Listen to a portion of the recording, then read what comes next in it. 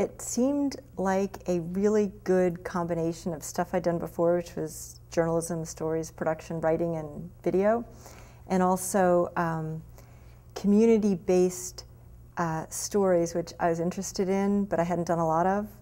So I thought it would be a really good way to get to know my neighborhood in Cambridge, because I've lived there for 10 years, but you know, our neighborhood, our particular neighborhood, which is over by Fresh Pond, is a little bit into itself.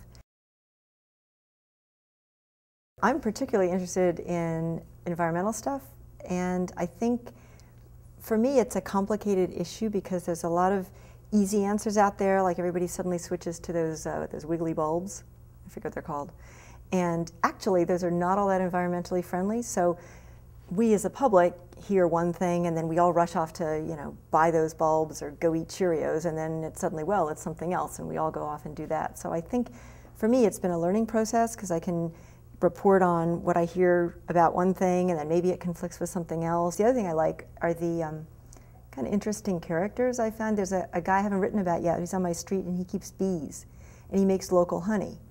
And I've shot some stuff of him, but I want to get the whole process. So I've got collecting and I've got the stirring the honey around, but I don't have the rest of it, so I have to put that all together for another story.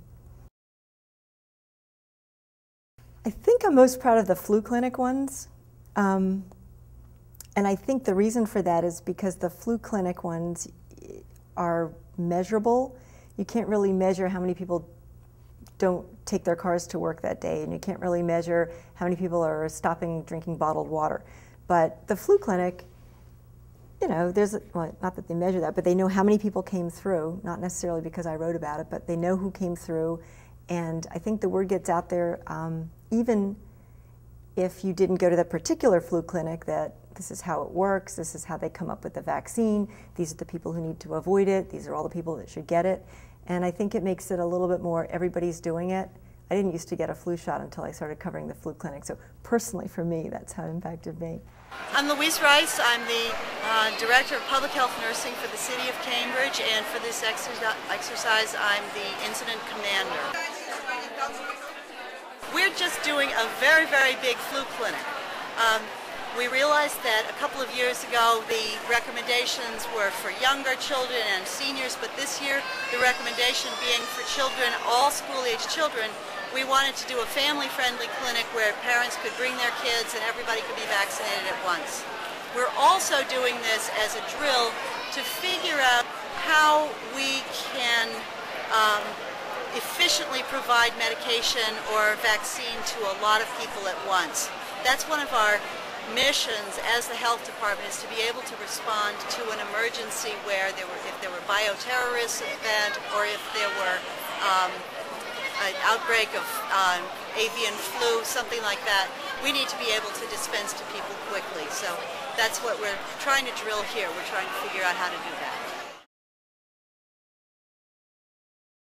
I can't really say that the types of pieces I write are things I expect to have great impact. They're more public interest, interesting characters, something like that. Walk, ride, I always do that because I think if you don't keep it in the front of your mind, you're going to forget about it, and it's never all that convenient to suddenly not take your car at the last minute. But I think for me, I write more for the general public interest. Oh, this would be interesting, rather than to change a lot of things. The way I react to Cambridge now is more, I keep my flip camera in my bag at all times just in case I see anything.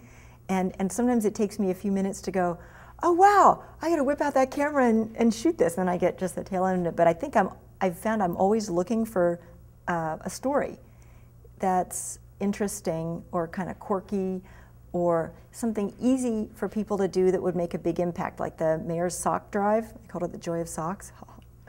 That's a really easy thing to do. It makes a huge difference for the homeless. So I think getting a lot of leverage out of a small action, whatever it's about, is a good thing.